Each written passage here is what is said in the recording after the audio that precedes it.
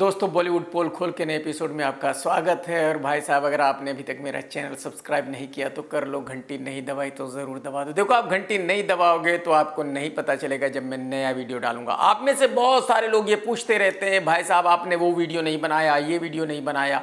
जब आप फॉलो नहीं कर रहे हो भाई साहब, तो आपको कैसे पता चलेगा कि मैंने कौन सा वीडियो बनाया है, कौन सा नहीं बनाया है। बात को समझो, फॉलो कर लो भाई। मैं अपने पिछले वीडियो में आप लोगों को बता ही चुका हूं कि फाइनेंसर भरत शाह ने एक लीगल नोटिस निकाला है और कहा है कि जेपी दत्ता के पास बॉर्डर फिल्म के राइट्स नहीं हैं। बॉर्डर फिल्म के world wide rights Bharat Shah के पास हैं। तो जाहिर सी बात है, भरत शाह की परमिशन के बिना कोई भी फिल्म बॉर्डर 2 नहीं बना सकता। यही वजह है कि पिछले 20-25 साल से बॉर्डर 2 नहीं बनी है एक्चुअली। और फिल्म बॉर्डर 2 के बनने की बात यहां आकर अटक गई है कि टी सीरीज से फाइनेंसर भरत शाह ने 150 CR मांगा है बॉर्डर 2 बनाने के लिए। भरत शाह का कहना यह है कि इस फिल्म के निर्माता निर्देशक जेपी दत्ता ने भरत शाह को आज तक कोई हिसाब नहीं दिया कि इस फिल्म में कितना प्रॉफिट हुआ था।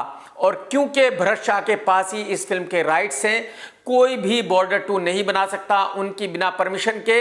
तो यही वजह है कि भरत शाह को टोटल 150 CR चाहिए। और जहां तक मैं निर्माता भूषण कुमार साहब को जानता हूं, भूषण 15 करोड़ रुपए भी नहीं देगा। 150 करोड़ तो बहुत दूर की बात है। इसका मतलब यह हुआ कि फिल्म बॉर्डर 2 कभी भी नहीं बनेगी। यह फिल्म हमेशा के लिए डब्बे में बंद हो गई है। और इसकी सबसे बड़ी वजह यह है कि इस फिल्म से जितने भी लोग जुड़े हुए हैं वो सब बहुत बहुत ज्यादा लालची हैं। सन्नी देओल इतना बड़ा लालची है कि अगर उसको पैसे नहीं मिलेंगे तो वो फिल्म नहीं करेगा।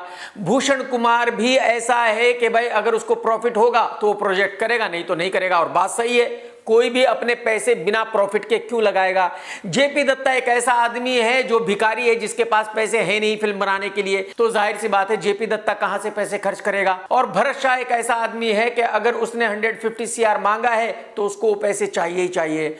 कम से कम वो अगर करेगा तो 100 CR पे आ जाएगा। 100 CR के नीचे वो मानेगा नहीं। इसका मतलब ये हुआ कि फिल्म बन नहीं सकती किसी भी हाल में। सिंगर गुरु रंधावा की एक फिल्म आ रही है जिसका नाम है शहकोट। ये हिंदी फिल्म नहीं है, पंजाबी फिल्म है। लेकिन इस फिल्म का ट्रेलर रिलीज हो चुका है, मैंने देखा है, कमाल का ट्रेलर है भाई साहब। इस फिल्म की कहानी जो मेरी समझ में आई है वो ये है कि गुरु रंधावा पंजाब से विदेश जाने की कोशिश करता है। वो विदेश जाने की बजाय पाकिस्तान चला जाता है और वहां एक लड़की से उसको प्यार हो जाता है। और ये बहुत ही कमाल की लव स्टोरी है। मैं आपको ये बता दूं कि वैसे भी मुझे लव स्टोरी फिल्में बहुत ज्यादा पसंद हैं। तो इस ट्रेलर में ही कुछ इतने बढ़िया सीन हैं जिनको देखकर मजा आ गया। और गुरु रंधावा ने इसमें बहुत बढ़िया एक्टिंग की है। और इस फिल्म में राज बब्बर साहब भी हैं, वो कमाल के एक्टर हैं, आप सभी जानते हैं। तो राज बब्बर साहब ने भी इस फिल्म में बढ़िया एक्टिंग की है।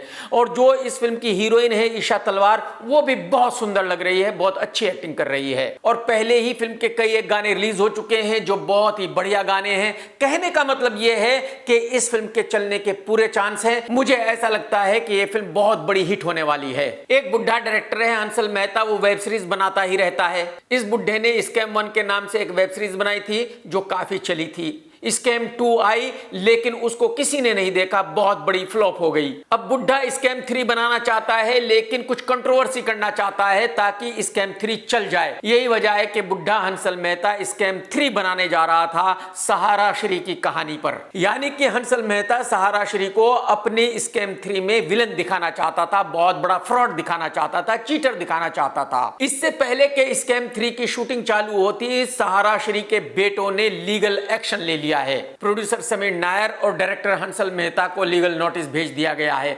सहारा श्री के बेटों ने भी भेजा है, सहारा श्री परिवार ने भी भेजा है। जो कंपनी इस वेब सीरीज को बनाने वाली थी उसका नाम है अपलॉस और इसके ओनर है बिरला।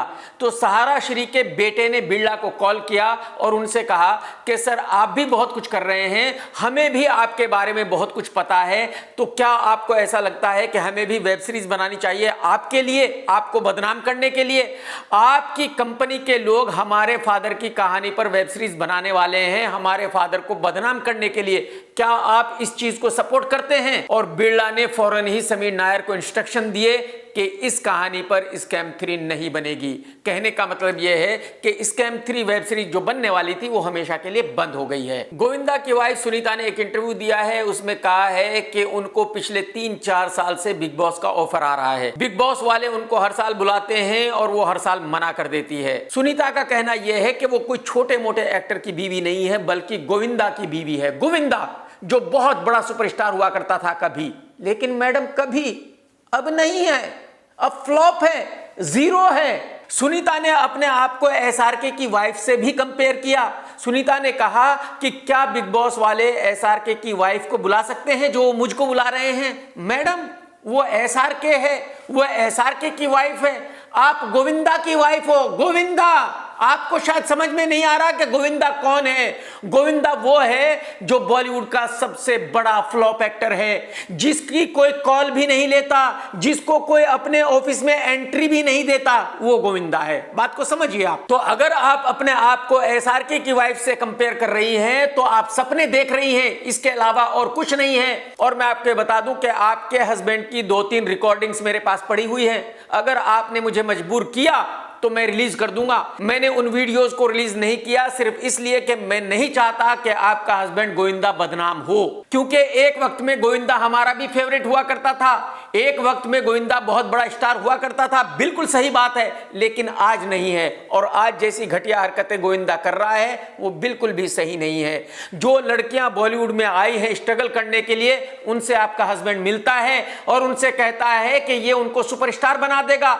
ये आदमी जो खुद जीरो स्टार है, ये आदमी जो अपनी बेटी को सुपरस्टार नहीं बना सकता, ये आदमी जो अपने बेटे को सुपरस्टार नहीं बना सकता, लेकिन ये औरों की बेटियों को सुपरस्टार बना देगा। तो सुनीता जी, मैं आपसे एक बार फिर यही कहूंगा कि आप इस गोविंदा की वाइफ हो जो जीरो स्टार है, और आप इसको समझा दीजिए कि ये बेवकूफी की हरकतें करना बंद कर दे, लड़कियों से मिलना बंद कर दे, नहीं तो मैं मजबूर हो जाऊंगा वो वीडियोस रिलीज करने के लिए और इसकी लंका लगाने के लिए। दोस्तों, बॉलीवुड में एक डायरेक्टर है जिसका नाम है अनुराग बासु। ये आदमी स्क्रिप्ट नहीं लिखता। ये आदमी कहता है कि पूरी स्क्रिप्ट मेरे दिमाग में है, बस मैं फिल्म शूट करूंगा। और इसी तरह से इसने रणबीर कपूर की फिल्म जग्गा जासूस शूट की थी। और ऋषि कपूर साहब ने मरने से पहले ऑफिशियली कहा था कि ये आदमी बहुत ही घटिया डायरेक्टर है। मैं अपने बेटे को मरने से पहले कह रहा हूं कि जिंदगी में दोबारा कभी इसके साथ काम नहीं करना। ये आदमी स्क्रिप्ट नहीं लिखता, ये आदमी प्रोड्यूसर के पैसे बर्बाद करता है, और अनुराग बासु वही फिर से कर रहा है। अनुराग बासु एक फिल्म बना रहा है मेट्रो इन दिनों। ये फिल्म पिछले 3-4 साल से बन रही है। इस फिल्म की तकरीबन 100 डेज की शूटिंग हो गई थी और उसके बाद ये माना जा रहा था कि ये फिल्म कंप्लीट हो गई है, रिलीज हो जाएगी। लेकिन जो आदमी स्क्रिप्ट लिखता ही नहीं है, बिना स्क्रिप्ट के शूट करता है, तो आप अंदाजा लगा सकते हैं कि उसकी फिल्म कंप्लीट कैसे हो सकती है। तो फिल्म की शूटिंग खत्म होने के बाद फिर से रिशूट किया गया तकरीबन 20-25 दिन का, फिर से रिशूट किया गया तकरीबन 20-25 दिन का। कहने का मतलब यह है कि 100 दिन का रिशूट भी हो चुका है, यानी कि इस फिल्म के लिए 200 दिन की शूटिंग हो चुकी है। अभी भी किसी को नहीं पता कि ये फिल्म कब रिलीज होगी, कब कंप्लीट होगी। जो लोग फिल्म के बनाने वाले हैं उनको पता है कि 200 दिन की शूटिंग का मतलब क्या है।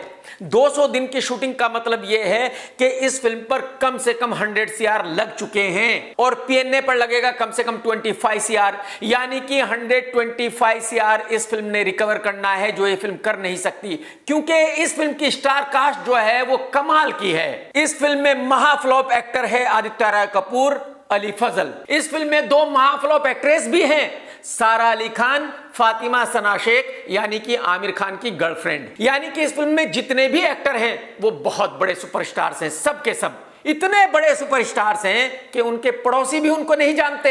आप यकीन कीजिए, इन एक्टरों के घर में काम करने वाले भी इनकी फिल्म नहीं देखते। इनके ड्राइवर, ऑफिस बॉय, नाई धोबी, कसाई, हलवाई की तो बात ही छोड़ दीजिए और पब्लिक की तो बहुत दूर की बात है। तो कहने का मतलब यह है कि इस फिल्म में निर्माता कम से कम 50 से 60 CR का लॉस करेंगे ही करेंगे हर हाल में, यानी कि यह फिल्म रिलीज होने से पहले ही सुपर डुपर डिजास्टर हो चुकी है भाई साहब। दोस्तों, जल्दी ही कार्तिक और बांटने वाली एक्ट्रेस तृप्ति की एक फिल्म की शूटिंग चालू होने वाली है। उस फिल्म का डायरेक्टर भी ये अनुराग बासु ही है भाई साहब। तो ये तो आप अभी से समझ सकते हो कि इस फिल्म को ये कैसे बनाएगा, क्योंकि स्क्रिप्ट तो ये लिखता नहीं है बेचारा। लेकिन खबर ये नहीं है कि अनुराग बासु इस फिल्म को कैसे बनाएगा। खबर ये है कि इस फिल्म का जो टाइटल था तुम मेरी आशिकी हो, उसके साथ ये फिल्म अब नहीं बन सकती। वो टाइटल चेंज करना पड़ेगा, क्योंकि मुकेश भट्ट बॉम्बे हाई कोर्ट चला गया था और कोर्ट का जजमेंट ये है कि भूषण कुमार साहब ऐसा कोई टाइटल नहीं रख सकते जिसमें आशिकी वर्ड आए। तो अब ये टाइटल यूज नहीं किया जा सकता, अब कोई और टाइटल रखा जाएगा इस फिल्म के लिए। लेकिन ये मैं गारंटी से कह सकता हूं कि ये फिल्म बनेगी जरूर। उसकी वजह यह है कि भूषण कुमार साहब अनुराग बासु को पहले से ही करोड़ों रुपए एडवांस में दे चुके हैं। तो अगर फिल्म बनेगी तो वो पैसे रिकवर होंगे, फिल्म नहीं बनेगी तो वो पैसे गटर में गए। तो भूषण कुमार साहब के लिए कुछ ऐसा है कि आगे खाई और पीछे गड्ढा, पीछे जाओगे तब भी गिरोगे, आगे जाओगे तब भी गिरोगे। तो जब गिरना ही गिरना है तो अपनी चॉइस से ही गिर लेते हैं। तो इसका मतलब यह है कि भूषण कुमार साहब इस फिल्म को जरूर बनाएंगे। डायरेक्टर एसएलबी ने काफी दिनों पहले अपनी फिल्म का ऐलान कर दिया था, लव एंड वॉर। इस फिल्म के हीरो हैं रणबीर कपूर और मालेगांव के सुपरस्टार कैटरीना के हस्बैंड कल्लू भाई। और इस फिल्म की हीरोइन है एक बच्चे की अम्मा आलिया भट्ट, जो कि ब्रिटिश नागरिक है, इंडियन नहीं। जब एसएलबी ने इस फिल्म का ऐलान किया था तो एसएलबी को ऐसी उम्मीद थी कि भाई फटाफट उनको कोई ना कोई प्रोड्यूसर मिल जाएगा और जो पैसे वो मांगेंगे वो मिल जाएंगे। तो एसएलबी की मीटिंग भूषण कुमार के साथ हुई, जयंतीलाल गाड़ा के साथ हुई, जियो में हुई। किसी ने भी 300 करोड़ रुपए देने के लिए हामी नहीं भरी, क्योंकि एसएलबी को इस फिल्म को बनाने के लिए 300 करोड़ रुपए की जरूरत है। कितने? 300 CR। और एसएलबी फिल्म पर कितने लगाएगा? Maximum 100 CR। यानी कि प्रॉफिट कितना चाहता है एसएलबी फिल्म बनाने से पहले? 200 CR। तो जब इस फिल्म का अनाउंसमेंट करने के बाद कोई प्रोड्यूसर नहीं फंसा तो फिर एसएलबी ने इस फिल्म की रिलीज डेट अनाउंस की, ताकि जो बड़े बड़े फाइनेंसर हैं उनको लगे कि भाई फिल्म की शूटिंग जल्दी चालू होने वाली है, जल्दी खत्म होने वाली है और इस फिल्म में प्रॉफिट ही प्रॉफिट है, तो फौरन ही इस फिल्म को प्रोड्यूस कर लिया जाए।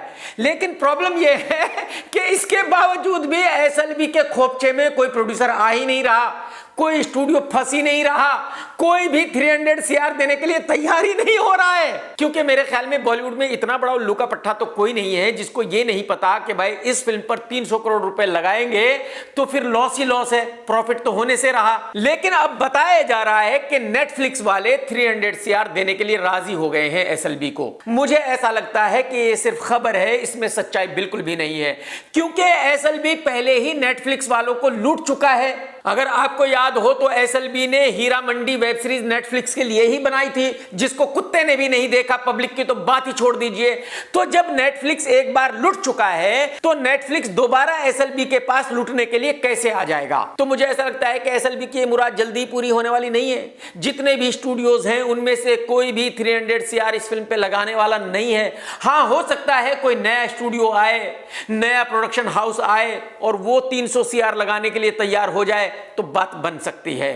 इसका मतलब यह है कि एसएलबी को कोई बकरा ढूंढने के लिए अभी भी वक्त लगेगा, कोई बकरा फंसाने के लिए अभी भी टाइम है। एक डायरेक्टर राइटर है राज शांडलिया, जिन्होंने ड्रीमगढ़ 1 बनाई थी, 2 बनाई थी। अब उनकी फिल्म आ रही है विक्की विद्या का वो वाला वीडियो। कल राज का और उसके बेटे का जन्मदिन था, दोनों का जन्मदिन एक ही दिन है। उसी दिन पर राज ने अपने नए प्रोडक्शन हाउस का ऐलान किया है, जिसका नाम है कथावाचक। राज को और उनके बेटे को मेरी तरफ से जन्मदिन की बहुत बहुत शुभकामनाएं। दोस्तों, कुछ दिनों पहले मैंने ट्वीट किया था कि सिंघम 3 भूल भुलैया 3 के साथ रिलीज नहीं होने वाली है। सिंघम 3 कुछ महीनों के बाद रिलीज होगी और भूल भुलैया 3 अपने वक्त पर रिलीज होगी। भूल भुलैया 3 की डेट चेंज नहीं होगी। जैसे ही मैंने ये ट्वीट किया वैसे ही जो सिंघम 3 के निर्माता हैं वो भड़क उठे और उन्होंने तरण आदर्श से कहा कि आप ट्वीट कीजिए और दुनिया को बताइए कि हमारी फिल्म भूल भुलैया 3 के साथ ही रिलीज होगी, हमारी फिल्म आगे नहीं जाएगी। जो भी केआरके खबर बना रहा है ये झूठी खबर है, केआरके अपना एजेंडा चला रहा है, झूठी खबर दे रहा है, दुनिया को बहका रहा है कि हम उस डेट को नहीं आएंगे। हालांकि ये बात मैं अपने पिछले वीडियो में भी क्लियर कर चुका हूं कि भाई कौन सी फिल्म कब रिलीज होगी, इससे ना ही मेरा कोई फायदा है ना ही कोई मेरा नुकसान है।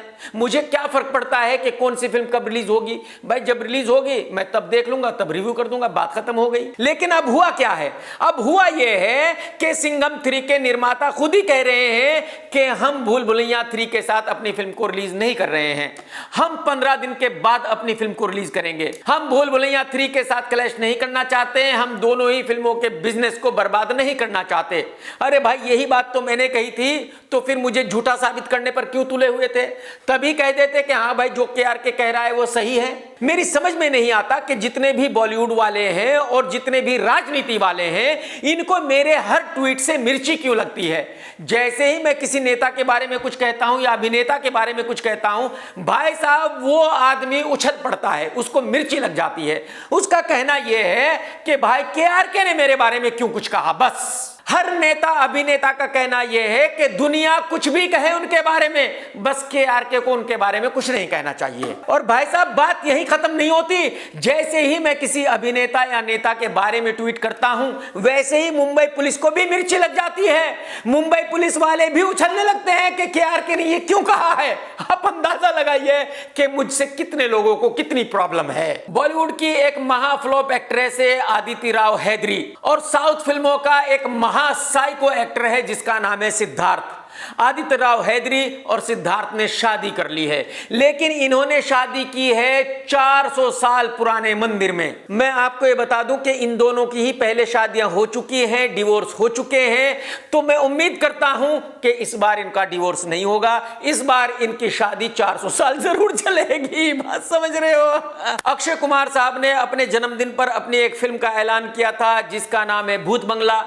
अब अक्षय कुमार साहब की एक और फिल्म का ऐलान हो चुका है जिसका नाम है तिरंगा। इस फिल्म को डायरेक्ट करेंगे संजय पूरन सिंह चौहान। कहने का मतलब यह है कि अक्षय कुमार साहब की 2025 में भी कम से कम 5 फिल्में बनने वाली हैं। आप में से कुछ लोग लड़के जैसी दिखने वाली एक्ट्रेस शर्वरी को जानते ही होंगे। ये लड़की वेदा में थी, और वेदा से पहले इसने अपने एक इंटरव्यू में कहा था कि वेदा बहुत बड़ी ब्लॉकबस्टर होने वाली है और ये मेरी तीसरी ब्लॉकबस्टर फिल्म होगी। इससे पहली 2 कौन सी ब्लॉकबस्टर हुई है उनका तो मुझे नहीं पता, लेकिन मैंने इस लड़की को तभी कहा था कि वेदा सुपर डुपर डिसास्टर होगी, और भाई साहब वेदा सुपर डुपर ब्लॉकबस्टर हो चुकी है। यह फिल्म इतनी बड़ी फ्लॉप हो चुकी है कि जिस दिन से फिल्म फ्लॉप हुई है उस दिन से जॉन अब्राहम अपने कमरे से बाहर नहीं निकला। भाई साहब जॉन अब्राहम डिप्रेशन में है, क्योंकि यह जॉन अब्राहम की 10वीं फ्लॉप फिल्म थी। भाई साहब कल एक डायरेक्टर ने मुझे फोन किया था और उसने कहा कि भाई साहब जॉन अब्राहम ने मेरी फिल्म साइन की हुई थी, लेकिन मेरी समझ में नहीं आ रहा है कि मेरी फिल्म शुरू होगी कि नहीं होगी, क्योंकि वो बंदा तो रूम से बाहर निकलने के लिए तैयार ही नहीं है, वो तो फुल टाइम डिप्रेशन में जा चुका है। तो मैं क्या करूं, अपनी फिल्म को किस तरह से शुरू करूं? मैंने कहा कि चुपचाप अपने घर बैठ जा, उसके साथ बनाने से बेहतर है ना बना, क्योंकि अगर तू अदरक अब्राहम के साथ फिल्म बनाएगा तो डिसास्टर ही होनी है। दोस्तों शाहरुख खान साहब की एक फिल्म बन रही है जिसका नाम है किंग। इस फिल्म में शाहरुख खान साहब की बेटी सुहाना खान भी है। एक तरह से यह कहा जाए कि शाहरुख खान साहब इस फिल्म को बेटी के लिए बना रहे हैं तो गलत नहीं होगा। यही वजह है कि इस फिल्म को बहुत बड़े स्केल पर बनाया जा रहा है। यह फिल्म पूरे यूरोप में शूट की जाएगी, और मैं आपको यह भी बता दूं कि यह एक एक्शन फिल्म होगी। इस फिल्म की रिलीज डेट का ऐलान हो चुका है, यानी कि यह फिल्म 20 मार्च 26 में रिलीज होगी, ईद पर। और आप सभी जानते हैं कि संजय लीला भंसाली फिल्म बना रहा है लव एंड वॉर।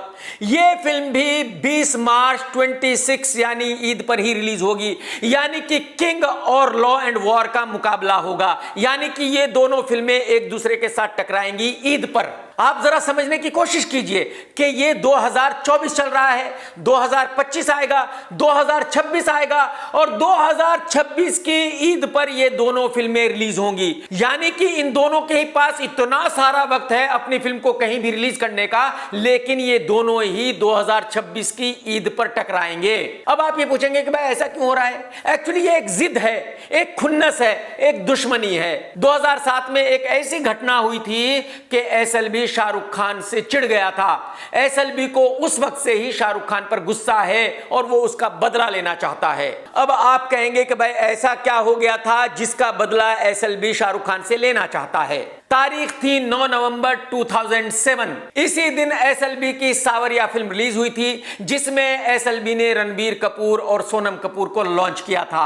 और इसी दिन शाहरुख खान की फिल्म रिलीज हुई थी ओम शांति ओम, जिसमें शाहरुख खान ने दीपिका को लॉन्च किया था। उस वक्त एसएलबी ने शाहरुख खान से कहा था कि वो अपनी फिल्म को किसी और डेट पर रिलीज कर ले, क्योंकि मैं 2 नए बच्चों को लॉन्च कर रहा हूं, मेरी फिल्म उतनी बड़ी नहीं है, अगर आप मेरी फिल्म के साथ अपनी फिल्म रिलीज नहीं करेंगे तो मुझे फायदा होगा। लेकिन शाहरुख खान ने एसएलबी की बात नहीं मानी थी और शाहरुख खान ने सावरिया के साथ ही अपनी फिल्म को रिलीज किया था। और रिजल्ट यह हुआ था कि ओम शांति ओम बहुत बड़ी हिट हो गई थी, सावरिया डिजास्टर हो गई थी। यानी कि एक तरह से एसएलबी की बहुत भारी बेइज्जती हो गई थी और उसी बेइज्जती का एसएलबी ने एसआरके से बदला लेना है। आज तक एसएलबी उस बात को नहीं भूला है। एसएलबी का कहना यह है कि मरने से पहले शाहरुख खान से मैं उस बात का बदला जरूर लूंगा। और आप तो सभी जानते हैं कि कुछ दिनों पहले एसआरके ने एसएलबी की फिल्म देवदास को भी वाहियात फिल्म बता दिया है, जबकि एसएलबी फिल्म देवदास को अपनी एक मास्टरपीस फिल्म मानता है। तो यानी कि जो एसएलबी के दिल में कड़वाहट थी वो और बढ़ गई है। यानी कि अब तो एसएलबी किसी भी हाल में मानेगा ही नहीं, बदला लेकर ही रहेगा। और जहां तक एसएलबी को मैं जानता हूं, भाई साहब फुल खुन्नसी आदमी है, फुल जिद्दी आदमी है, वो कभी जिंदगी में किसी को माफ नहीं करता। शाहरुख खान को तो माफ करेगा ही नहीं, गारंटी के साथ बोलता हूं। तो अब 20 मार्च 2026 को क्या होने वाला है कि एक तरफ होगी किंग और एक तरफ एसएलबी की फिल्म होगी लव एंड वॉर। एसएलबी के पास रणबीर कपूर है जो इस वक्त का सुपरस्टार है, और किंग में एसआरके तो बड़ा स्टार है, लेकिन एसआरके की बेटी इतनी बड़ी स्टार नहीं है। और अगर कहीं किंग फ्लॉप हो गई तो एसआरके की बेटी के कैरियर को बहुत ज्यादा नुकसान होगा।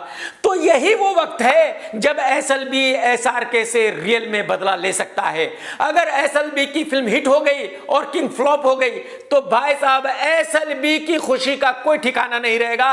एसएलबी डंके की चोट पर कहेगा कि मैंने एसआरके से अपना बदला ले लिया है। अब ये तो वक्त ही बताएगा कि कौन पास होगा कौन फेल होगा।